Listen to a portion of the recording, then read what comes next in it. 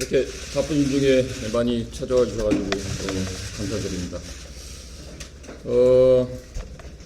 제가 그동안 생각했던 것들을 평상시에는 제가 얘기를 했지만은 오늘은 조금 제가 적어왔습니다. 적어와서 제 마음을 좀 이렇게 읽겠습니다. 안녕하세요. 대한민국 축구 국가대표팀 감독 홍명보입니다. 기자회견을 시작하기에 앞서 지난 5개월간 여러 논란으로 국민 여러분께 심려를 끼쳐드린 점 축구인의 한 사람으로서 죄송하게 생각합니다. 오늘 저는 K리그 팬들과의 약속을 저버린 데 대한 한없는 미안한 마음과 무거운 책임감을 갖고 이 자리에 섰습니다. 특히 그동안 저에게 큰 성원을 보내주셨던 울산 HD 팬 여러분께 사과와 용서를 구하자 합니다. 저는 울산 HD 팬 여러분이 보내주신 뜨거운 응원과 전폭적인 지지 속에 다시 감독으로 일어설 수 있었습니다. 그렇기에 이번 선택이 팬 여러분들에게 큰 상처와 실망감을 드렸다는 점에서 다시 한번 고개 숙여 죄송하다는 말씀을 드립니다.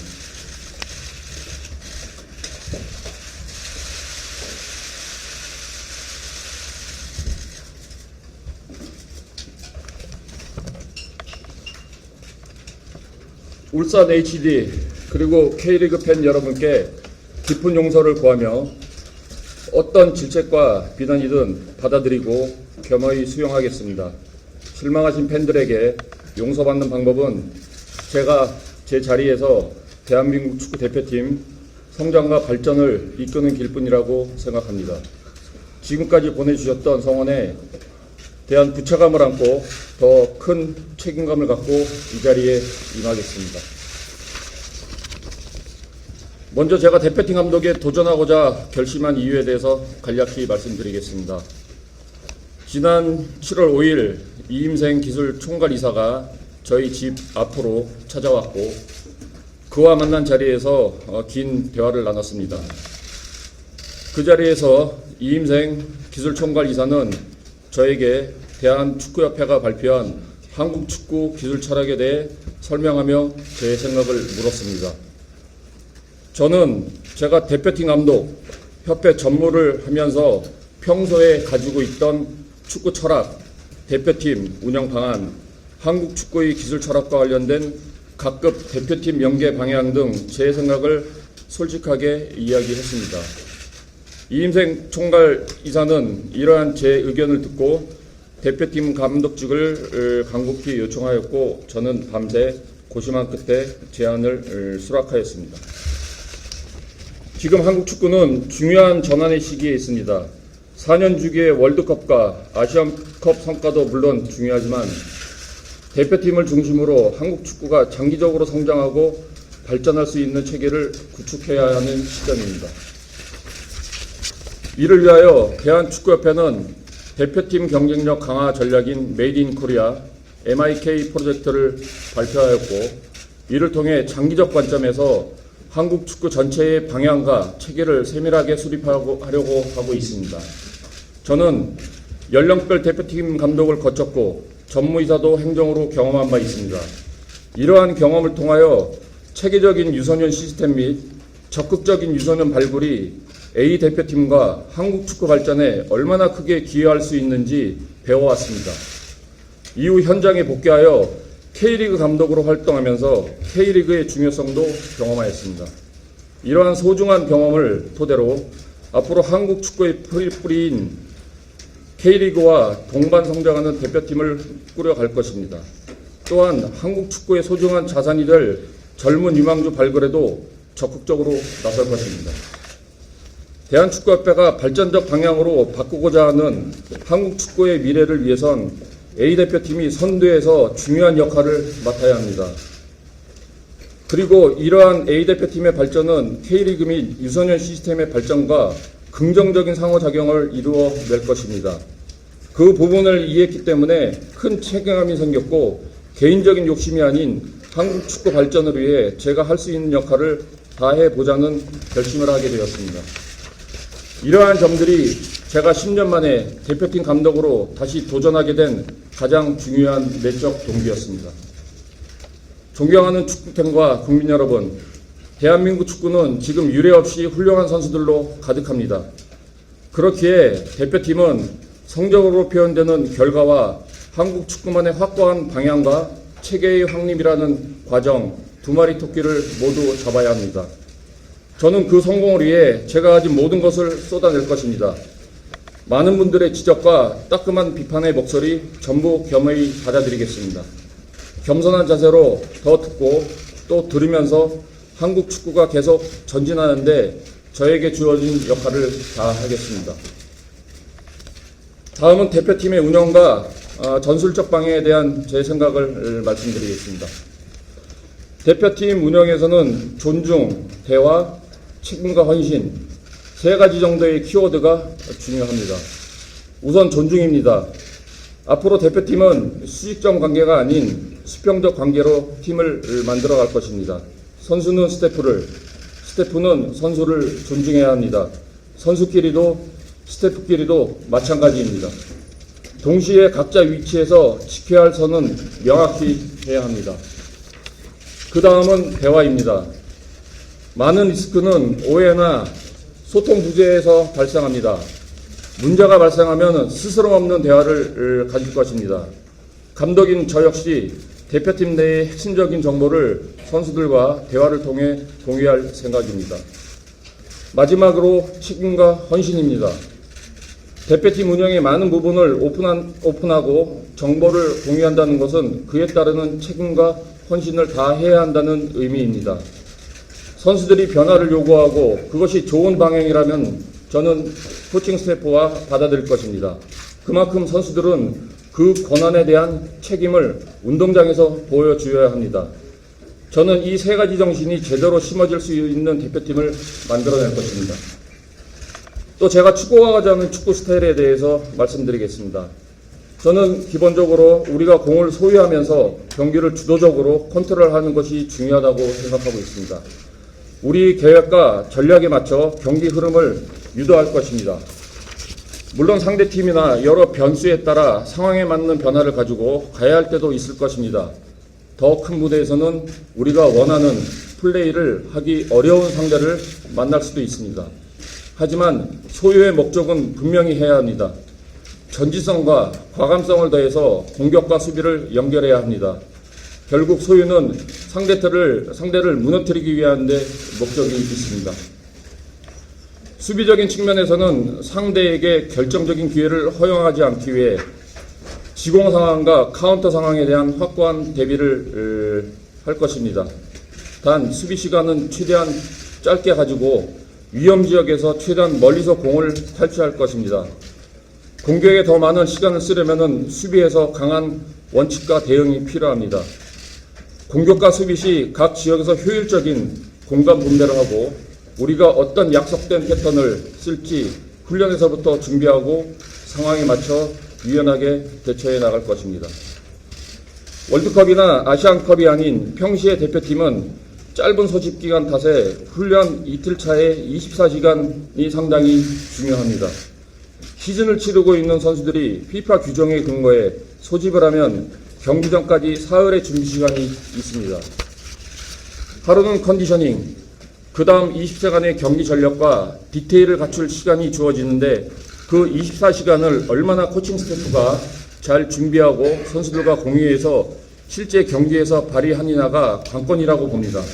당장 시급한 과제가 9월 시작되는 월드컵 3차 예선입니다. 그때부터 우리 코칭 스태프가 어떤 이틀 차에 24시간 철저한 계획으로 활용을 하도록 하겠습니다. 당장 9월이나 10월의 경기들은 전략적 고민도 해야 합니다. 유럽파들이 시즌 초반 상태가 완전히 올라오지 않은 시점이지만 무엇보다 승리라는 결과가 중요한 월드컵 최종 예선인 만큼 확실한 결과를 가지기 위한 선수 구성까지 모두 고민하겠습니다. 마지막으로 궁극적인 대표팀의 목표와 가치를 말씀드리겠습니다. 팀 스포츠에서 좋은 성적은 팀 내부에 존재하는 여러 위험 요소들을 가리곤 합니다. 그러나 잠복해 있던 리스크는 좋지 않은 상황에 동시다발적으로 발생합니다. 그리고 이는 걷잡을 수 없이 커집니다. 그렇게 되면 조직은 순식간에 무너집니다. 축구는 팀 스포츠입니다. 각자의 이기심을 접고 작은 희생과 헌신이 모인다면 위기는 기회로 전환됩니다. 대표팀이라면 그렇게 어려운 상황을 돌파해내는 모습을 축구팬과 국민들에게 보여줘야 생각합니다. 많은 관심을 받는 만큼 좋은 역할을 통해 우리 사회에 긍정적인 화두를 던질 수 있는 대표팀이 되도록 감독으로서 노력하겠습니다. 존경하는 축구팬 여러분, 저는 대한민국 대표팀의 성공을 위해 앞만 보고 나가겠습니다. 성공으로 기대해 부응하겠습니다. 축구팬 여러분들의 비판의 목소리도 대표팀을 위한 일이라면 항상 경청하겠습니다. 그 목소리가 한국 축구 발전이라는 같은 목표를 향한 우려에도 나오는 것을 매우 깊이 이해하고 있습니다. 축구팬 여러분께서도 바뀌어가는 대표팀의 모습을 지켜봐 주시고 대표팀과 우리 선수들에게 많은 응원과 성원을 보내주시기를 부탁드리겠습니다. 감사합니다. 네, 대표팀 홍명보 감독으로부터 대한민국 대표팀의 청사진과 한국 축구에 대한 소명이 담긴 신사를 들어봤습니다. 그럼 지금부터 기자회견을 시작하도록 하겠습니다. 손을 들으신 제가 질문해드리겠습니다. 먼저 이랑스 TV 김종현 기자.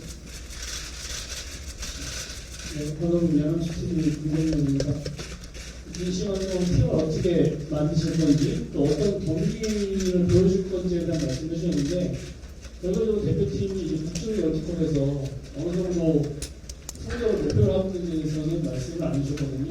그 부분에 대해서 좀 궁금합니다. 그리고 또 하나는 이런 출장 중에 손흥민 선수도 만나셨는데 주로 전체 대화를 말씀해 주시면 없겠지만 주로 어떤 대화를 나눴는지 핵심 부분만 좀 말씀해 주시겠습니다.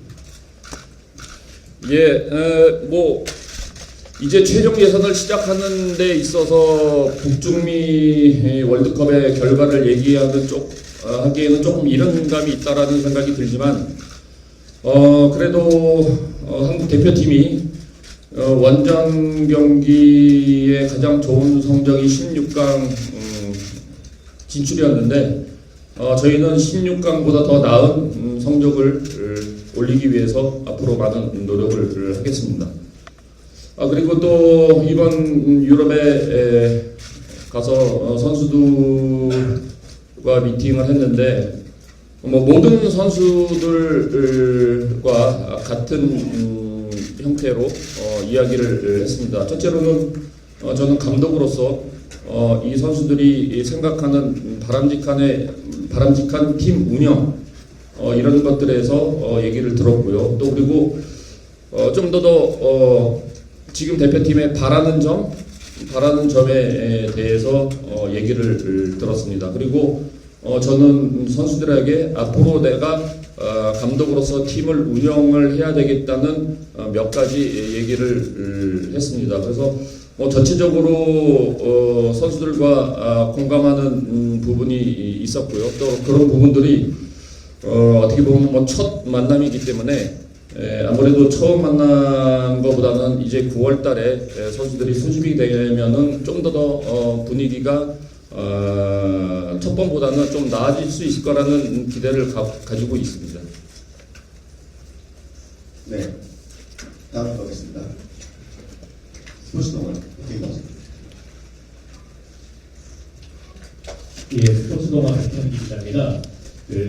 감독 선임 과정을 쭉 말씀을 해주셨는데, 이 협회가 감독님을 선임할 때 다른 외국인 후보들과는 달리 프레젠테이션을 받지 않았다고 해서 여론이 좋지가 않았습니다. 근데 이임생 이사와 7월 5일날 대화를 나눌 때 감독님이 왜 마음을 돌린 것인지 구체적으로 듣고 싶고, 아울러 이임생 이사가 어떤 철학과 비전을 전달하셨는지 듣고 싶습니다. 이임생 이사가 저한테 얘기했던 철학은 아까 말씀드린 대로 한국 축구의 기술 철학, 그리고 MITA, 그리고 지금 대표팀 간의 연계성, 연령별대의 연계성, 그 부분에 대해서 저에게 얘기를 했고요. 뭐 저 역시도 아까 말씀드린 대로 제가 그동안 경험을 했던 대표팀 생활이나 또 대표팀 운영 방안에 대해서 이임생 기술이사한테 정확하게 얘기를 했고요. 그리고 또 그 이임생 이사와의 대화 후에 제 마음이 변한 부분에 대해서 말씀을 하시는데 뭐 다 아시겠지만은 저도 대표팀 감독을 해봤고 또 그 후 제가 전무이사를 하고 대표팀을 협회를 떠났을 때 그 후에 벌어졌던 일련의 상황들이 굉장히 좀 마음이 아팠습니다. 예를 들면은 2022년 카타르 월드컵에 있었던 여러 가지 문제점들, 그 다음에 또 이번에 아시안컵에 있었던 그런 부분들을 굉장히 좀 안타까워해서 제 역할이 필요하다라는 이임생 이사의 말씀에 제가 고민을 하기 시작이 됐고요. 그래서 고민을 계속 하다 보니까 누군가는 이 역할을 해야 되지 않나라는 생각을 했습니다.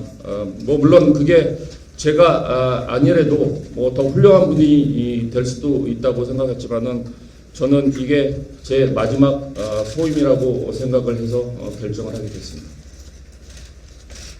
네, 최근에 김우식이 홍화일보죠. 네, 감사합니다. 새 사령탑 되시고 사실 좀 응원과 지지 속에 출발하면 좋을 텐데 좀 그러지 못한 상황이고요. 이에 대해서 좀 감독님께서 힘든 점이 없으신지 궁금하고 또 정부로 계시면서 감독이 주위의 비판을 또 극복해가는 과정도 지켜보셨잖아요. 네, 감독님은 또 어떻게 좀 이런 분위기를 돌파할 것인지 좀 궁금합니다. 뭐 많은 기대 속에 새로운 팀이 출발하면은 아주 좋았을 텐데 뭐 지금은 그와 반대로 많은 우려와 비판 속에 출발을 하게 돼서 굉장히 마음이 좀 무겁습니다. 근데 하지만 반대로 제가 10년 전에 이 자리에 왔을 때는 반대로 굉장히 그때는 많은 기대와 박수에 의해서 출발이 됐던 기억이 납니다. 뭐 물론 지금에 있는 비판과 이런 모든 것들은 저희가 감수하면서 나가야 될 것이고요.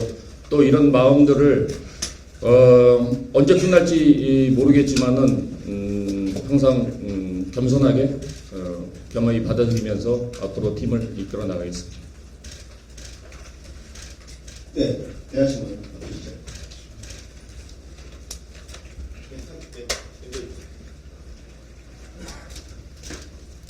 두 가지 질문 좀 정확하게 드리면, 일단 K리그의 중요성을 느끼셨다고 했는데, 근데 시즌 도중에 자리를 비웠잖아요. 그러면서 이제 이후로 팀의 축구 일정이라든지 MRK 프로젝트 완성을 이렇게 말씀하셨는데, 다른 방식으로도 기여를 할 수 있었을 것 같은데, 그게 꼭 대표팀 감독으로만 가능한 일이었는지 보고 싶고요. 두 번째는 이제 이강인 선수를 발렌시아에서 지도했던 그 감독을 코치로 뽑았어요. 뭐 일각에서는 이강인 선수 중심으로 팀을 대표하는 거 아니냐 이렇게 받아들이는 시각도 있는데 특별한 이유가 있었는지 궁금합니다. 예, 맞습니다. 뭐 제가 K리그 감독을 하다 이렇게 중도에 나오게 된 거에 대해서는 제가 아까 말씀드린 대로 뭐 앞으로 평생 이것을 안고 가야 되는 입장이라고 생각하고 있습니다. 그 점에 대해서는 K리그에 있는 팬 여러분들 또 구성원 모든 분들한테 다시 한번 죄송하다라는 말씀드리고요. 뭐 두 번째 질문은 저는 처음 듣는 질문인데 뭐 제가 이번에 가서 만난 분 중에 그분은 없습니다. 중앙일보 송지훈 기자. 언급을 마침 해주셨으니까 이제 이어서 질문을 드리면 사실 감독님께서 이제 대표팀을 이끌어 가실 때 어떤 축구를 할 건지가 이제 대표팀 코칭 스태프 구성이 상당히 중요하다고 보거든요. 먼저 얘기하셨던 게 분업, 또 시스템 전문성 이런 화두를 던지기도 하셨는데 그 이번에 유럽 출장 가신 것도 또 좋은 코치를 뽑기 위한 게 있으니까 그 부분에 대한 설명이 일단 없어서 부탁드립니다. 예, 이번에 가서 세 차례에 걸쳐서 코치진들을 면담을 했습니다. 굉장히 아주 의미 있는 미팅이었고요. 또 나름대로 그 코치들과 대화를 하면서 많이 공부도 됐던 게 사실이고, 지금 현 유럽에 돌아가는 뭐 트렌드 역시 알 수 있었던 거여서 아주 좋은 시간이었습니다.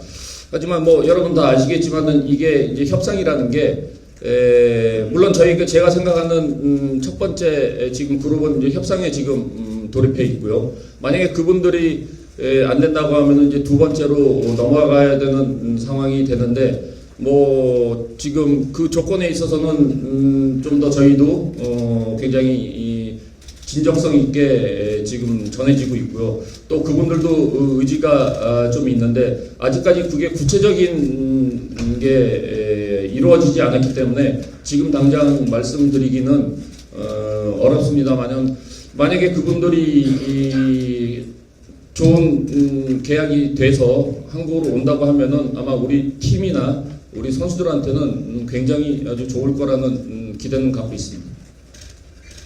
네, 마이데일 최병희 기자. 네, 마이데일 최병수입니다. 감독님 선임된 이후에 문체부에서 이제 이거 관련해서 강사 얘기도 있고 혼란스러운 상황이 이거에 대해서 좀 어떻게 생각을 하시고, 또 협회와 또 이런 상황 관련해서 어떤 얘기를 나눴는지도 궁금합니다. 예, 뭐 그 부분에 대해서는 전혀 저하고 얘기를 나눈 적은 없고요. 뭐 그거는 협회하고 이제 문체부의 또 관계고, 또 거기에 있어서 뭐 협회는 협회 나름대로 충실하게 저는 소명을 하면 될 거라고 생각을 하고 있습니다. 네, 김정인 기자. 네, 말씀하시는 과정에서 좀 안타깝고 개선하고 싶었던 일로 월드컵과 아시안컵에서 있었던 일, 뭐 소위 말하는 2700일 문화 이런 거를 우회적으로 말씀하신 걸로 들었는데, 보통 축구 팬들은 그래서 홍 감독이 되게 강한 카리스마로 휘어잡을 것이다라고 예상하는 사람도 있었는데, 좀 전에 좀 소통과 수평적인 리더십을 많이 말씀하신 것 같거든요. 이거에 대해서 좀 주변에 죄송하지만 저는 원래 그런 사람이에요.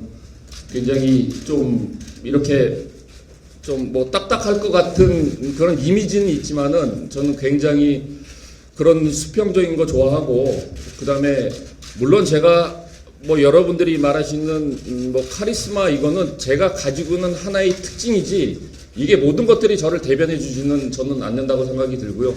뭐 저는 굉장히 예전부터 뭐 지금 있는 울산 팀에서도 마찬가지지만은 그런 분위기 것들을 굉장히 좋아하고, 또 그거를 지금까지 꾸준하게 지도자 생활을 해오면서 반영을 시켰어요. 다만 중요한 거는 우리는 제가 아까 말씀드렸지만 우리는 팀 스포츠를 하는 사람들이 아닙니까? 그렇기 때문에 팀 스포츠에서 가장 중요한 건 역시 팀이에요. 팀이 얼마만큼 강하냐, 또 응집력이 있냐에 따라서 경기 결과는 굉장히 많이 달라진다고 저는 생각하고 있습니다. 특히 재능 있는 선수들이 많은 팀일수록 이길 수 있는 확률은 높지만은 그게 꼭 모든 것들을 승리를 가져온다라는 확신은 갖기는 어떻게 보면 더 어렵습니다. 그렇기 때문에 팀이라는 거는 그 팀에 예를 들면은 문화도 있어야 되는 거고, 또는 정신도 있어야 되는 거고, 또는 정체성도 있어야 되는 겁니다. 그런 것들이 다 맞아 떨어야지만은 정말로 강한 팀이 되는 건데, 물론 대표팀이라는 거는 뭐 1년에 기껏해야 한 달 정도 모여서 그런 것들을 만들어 간다는 게 참 쉽지는 않지만은, 그러기 때문에 문화를 만들어 놓고, 또 특히 대표팀이라는 거는 주인이 없는 팀 아닙니까? 어느 누구를 위해서 있는 팀이 아니고 새로운 선수들도 언제든지 들어올 수도 있고, 또 기존에 있던 선수들도 또 뭐 부상으로 인해서 못 들어올 수도 있고, 여러 가지 변수가 있기 때문에 이 팀의 주인은 저는 대한민국과 대한민국 팬이 이 팀의 주인이지 다른 주인은 없다고 생각합니다. 저 역시도 지금 잠깐 이 시기에 여기에 와서 일을 하는 사람이지 이 팀의 주인은 저는 아니라고 생각을 하고 있습니다. 그래서 뭐 말씀하시는 것 같이 뭐 그런 분들이 뭐 우려가 되는 거에 대해서는 저는 뭐 예상을 생각은 하고 있지만은 저는 기본적으로 그런 형태의 팀 운영 방법은 좋아하지는 않습니다. 네.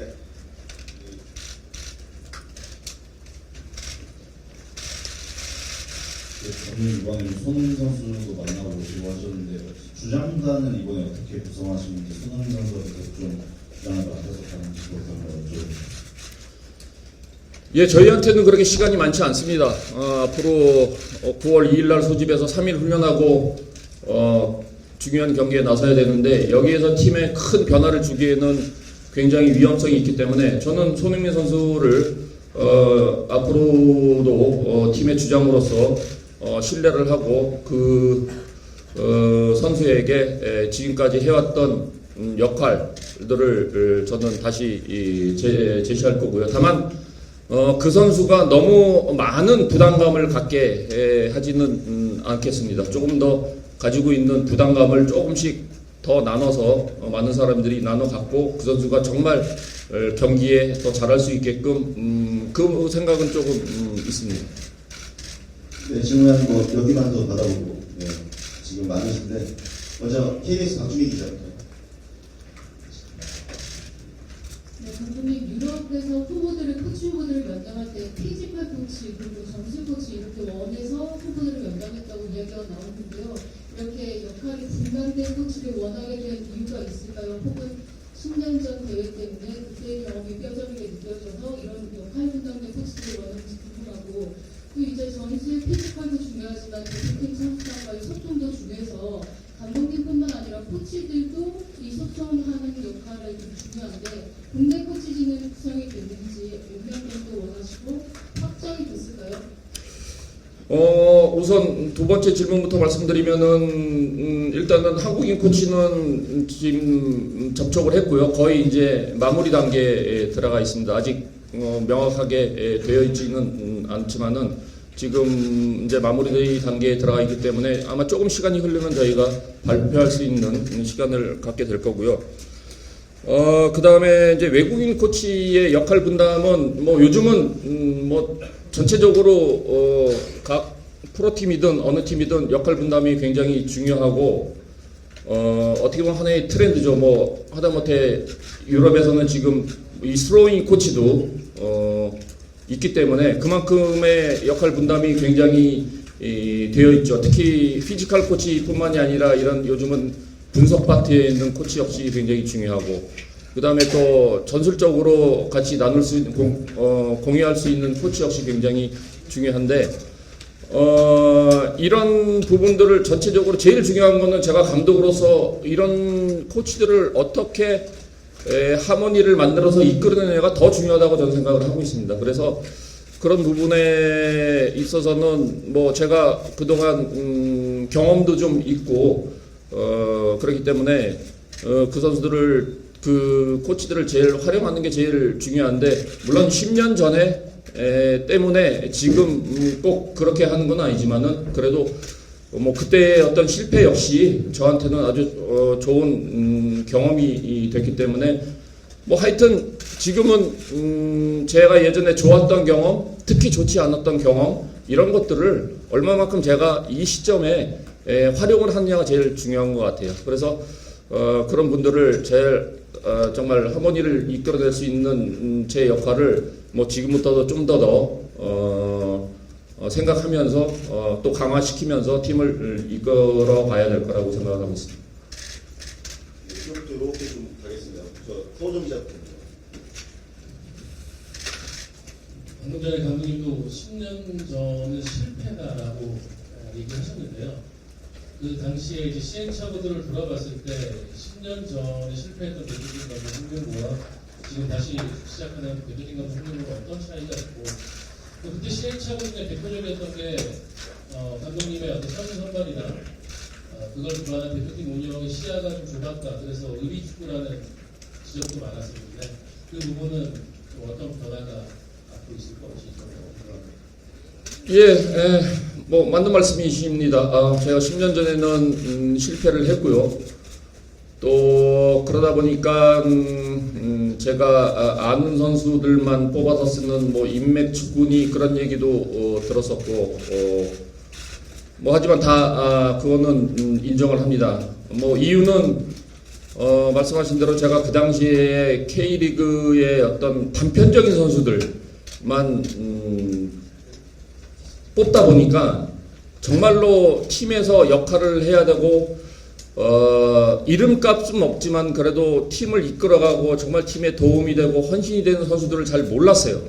뭐 그러다 보니까 예를 들면은 이번 주에 뭐 해트트릭을 한 선수, 뭐 경기력이 좋다고 골 넣은 선수, 그런 선수들만 대표팀에 뽑다 보니까 그 힘을 받지 못하고 또 그 선수들이 언젠가는 컨디션이 좋지 않아서 다시 경기력이 좋지 않을 때는 쓰지 못하는 뭐 그런 상황들을 반복하다 보니까 제가 정말 팀에 도움이 되는 선수들을 못 뽑은 게 사실입니다. 근데 하지만 지금은 그래도 K리그에서 3년 반 동안 생활을 했었고 또 각 팀에 있는 뭐 주요 선수들 뭐 또는 주요 선수는 아니지만은 그거를 대체할 수 있는 선수들 뭐 그런 선수들의 어떤 리스트도 제가 가지고 있고 이 선수는 정말로 팀에 헌신이 되는 할 수 있는 선수다. 이 선수는 뭔가 지금 들어가면 경기를 바꿀 수 있는 선수다. 이런 제 머릿속에 있는 이름들이 있다는 게 아마 10년 전하고는 굉장히 많은 차이가 있다라고 저 개인적으로는 그렇게 생각하고 있습니다. 네, 신동훈 기자. 네. 인터뷰 신동 기자입니다. 앞으로 감독님의 대표팀 선수를 뽑을 때 좀 어떤 특징의 선수를 뽑을 건지 또 이제 대표팀에 오는 선수들은 좀 어떤 마음을 가지기 바라는지 궁금합니다. 어떤 선수를 뽑을 거냐라고 한다고 하면은 뭐 이것도 제가 경험한 거지만은 대표팀의 어떤 형의 선수는 저는 없다라고 생각이 들고요. 그리고 이 대표팀은 언제든지 열려 있고 정말 경기력이 좋은 선수들이면은 어느 선수든 전 들어올 수 있을 거라고 생각이 듭니다. 그리고 아무래도 이제 새로운 감독이 선임이 됐고 또 새로운 팀이 이제 시작이 되는데 뭐 그렇다고 우리 선수들이 지금 이 대표팀에 들어와서 뭔가 새로운 마음을 갖고 온다라기보다는 물론 저도 이제 선수 선발에 나서야 되겠지만은 들어오는 선수들이 정말로 이 팀이 좀 편안하고 또는 와서 정말 즐겁게 며칠 동안 시간 보내고 거기에 최선을 다하는 그런 모습을 보이고 저는 가면 전 된다라고 생각이 들어요. 그래서 그런 부분들을 좀 더 유연성 있게 지금 K리그나 또는 유럽에 있는 선수들의 어떤 전체적인 상황을 봐서 경기력 좋은 선수들로 위주로 해서 뽑아가는 게 가장 좋은 방법이 아닌가 생각하고 있습니다. 네, 한 질문 2개만 더 받아보고 이제 끝나도록 하겠습니다. 먼저 예약했던 우리 YTN 조은지 기자부터 하고 넘어가겠습니다. 네, 감독님, 팬스포츠 팀 분위기 아까 강조를 해주셨는데 이 팀에 스타들이 많잖아요. 유럽파 면담하면서 느낀 팀 분위기 어떻게 진단하셨는지 궁금하고요. 두 번째로 취임사 모두 발언이 인상적이었는데 어떤 식으로 쓰셨는지 A4용지 몇 장인지 궁금합니다. 몇 장인지? 네.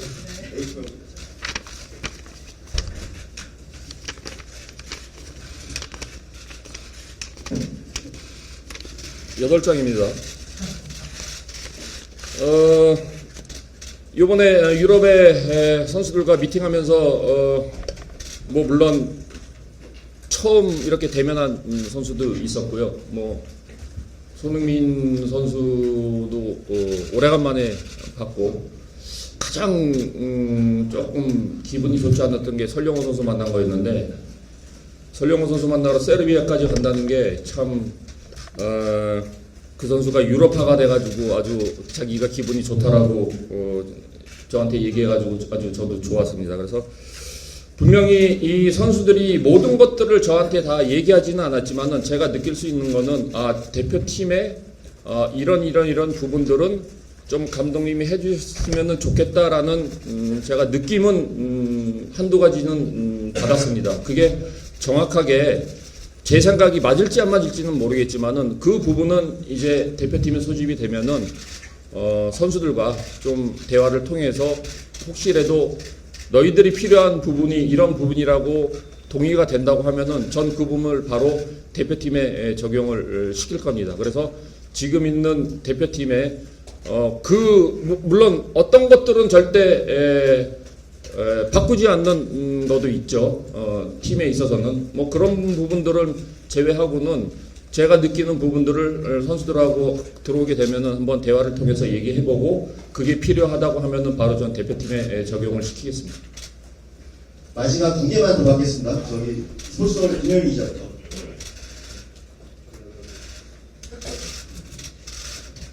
대표팀 감독 하시면서 어떻게 또 다른 하루가 연령별 대표팀과의 대한 연속성 말씀해 주셨는데 당장 오늘 같은 경우에도 20세 대표팀 30분명을 또 시작을 하거든요. 앞으로 연령별 대표팀 감독, 코칭 스태프와 또 어떤 방식으로 소통을 하고 좀 어떤 화두로 대화를 나누실지 이렇게.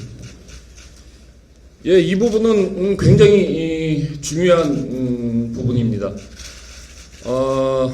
저 역시도 20세부터 연령별 대표팀을 해봤고 또 거기에 어려운 점도 또 있고 예를 들면 그런 거죠.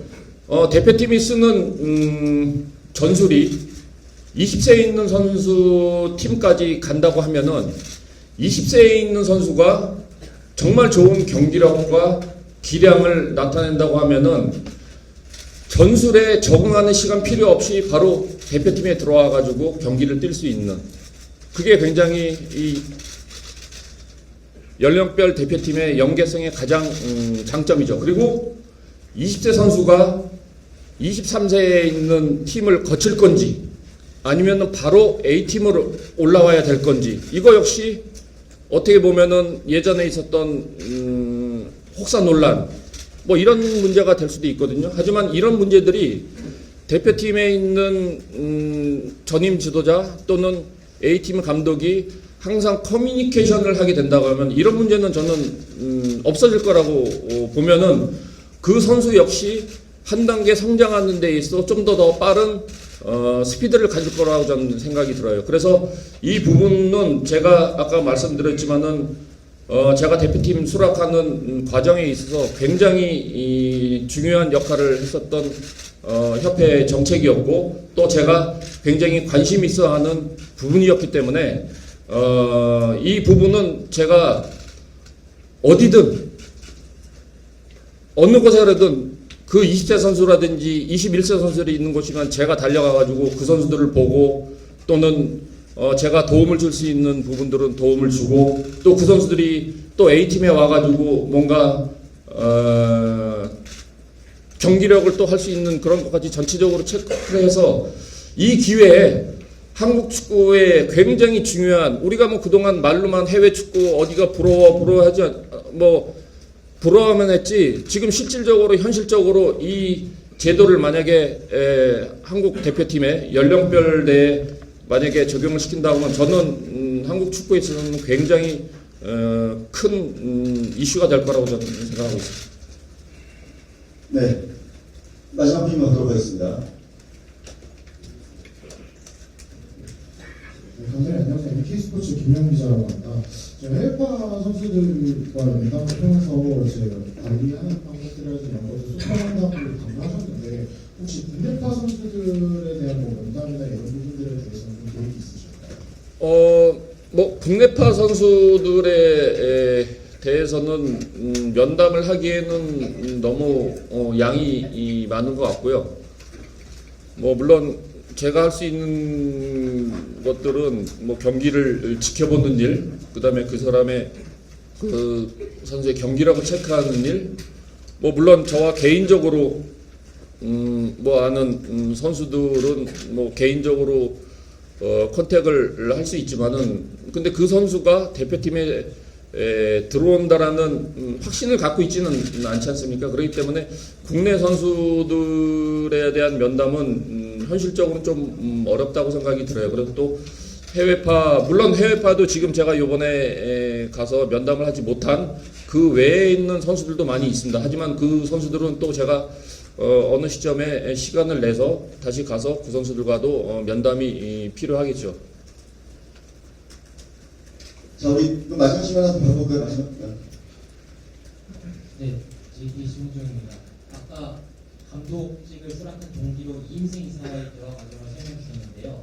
그러면 정몽규 축구협회 장관은 이번 감독 선임과 관련해서는 전혀 부담이 없었는지 질문드립니다. 왜냐하면 페보록을 출간하면서 정몽규 축구협회장이 홍명보 감독에게 축구협회장 자리를 제안했다, 전했다라고 이렇게 세게 표현을 했거든요. 상당한 내적 신뢰감을 드러냈는데 어떤 입장이신지 말씀드립니다. 예, 뭐 회장님께서 2020년에 저한테 7월에 그 제안을 하신 게 맞고요. 그 다음에 저는 그 자리에서 이 회장직보다는 저는 현장에 나가고 한 번 더 나가서 한 번 더 하고 싶다라고 말씀을 드린 게 사실입니다. 예. 근데 하지만 이번 같은 경우는 저는 뭐 회장님과의 어떤 사전에 그런 연락 전혀 없었고요. 저는 이임생 그 총괄 이사의 대화를 통해서 그 얘기를 듣고 저는 결정을 했습니다. 네, 감사합니다. 네, 이번 축구대표팀 사령탑에 오르는 홍명보 축구대표 감독의 기자회견을 여기서 마치도록 하겠습니다. 감독님 혹시 마지막 하실 일이 있으실까요? 감사합니다. 감사합니다.